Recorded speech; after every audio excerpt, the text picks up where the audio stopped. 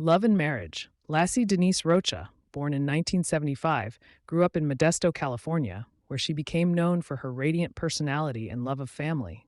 In 1996, she met Scott Peterson while both were attending California Polytechnic State University. Laci, a beautiful and lively woman, instantly clicked with Scott, a charming and ambitious young man studying agricultural business. Their whirlwind romance soon blossomed into marriage in 1997. From the outside, Scott and Laci appeared to have a perfect life. They lived in Modesto, where Scott managed a job in fertilizer sales, and Laci worked as a substitute teacher. As their family and friends looked on, Laci and Scott seemed to be building a bright future together.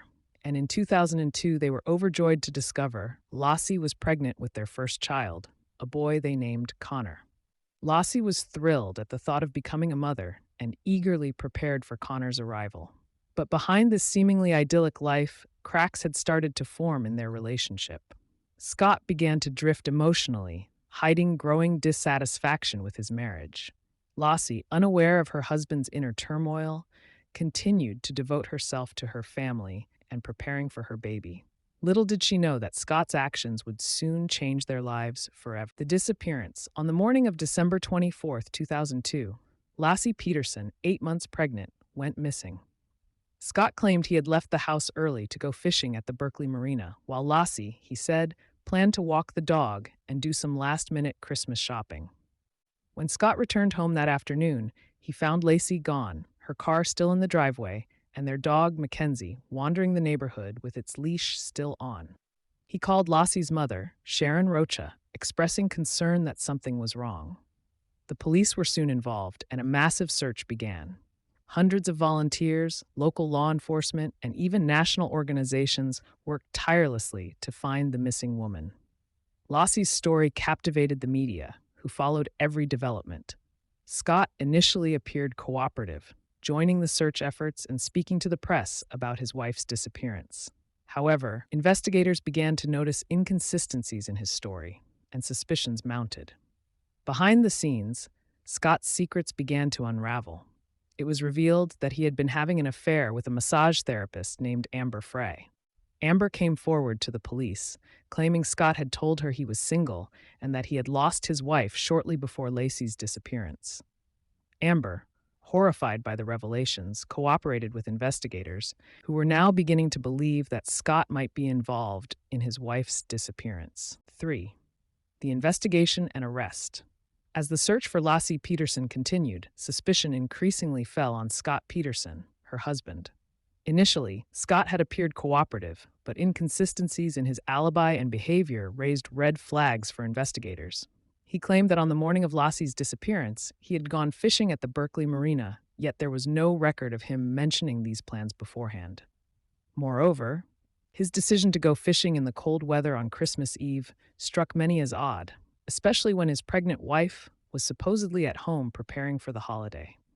As police delved deeper into Scott's life, they uncovered shocking revelations. On January 24, 2003, Amber Frey, a Fresno-based massage therapist, came forward with a critical piece of evidence. She had been having an affair with Scott for months, unaware that he was married. Scott had told Amber that he had lost his wife and was mourning her, implying that Laci had already passed away long before she disappeared. Amber, horrified by Scott's deception, began cooperating with law enforcement, providing recorded phone calls where Scott continued to lie about his situation, even as Laci's case dominated the news. These revelations turned the investigation from a search into a possible homicide. Scott's behavior after Laci's disappearance also raised suspicions. He appeared emotionally detached, avoided media attention after the affair was revealed, and seemed more concerned about his image than the search for his wife. Investigators began to build a case, piecing together Scott's lies and his increasingly erratic behavior. The breakthrough came in April 2003, when the decomposed bodies of Laci and her unborn son, Connor, were discovered along the shoreline of San Francisco Bay, near where Scott claimed to have been fishing. Laci's body was badly decomposed, missing her head and parts of her limbs, while Connor was more intact. The discovery of their bodies confirmed the worst fears. Laci had been murdered, and Connor had never had a chance at life. On April 18th, 2003, police arrested Scott Peterson near a golf course in La Jolla, California. When they apprehended him, he had dramatically altered his appearance by dyeing his hair blonde and was carrying $15,000 in cash, multiple cell phones, and survival gear, suggesting he had been planning to flee.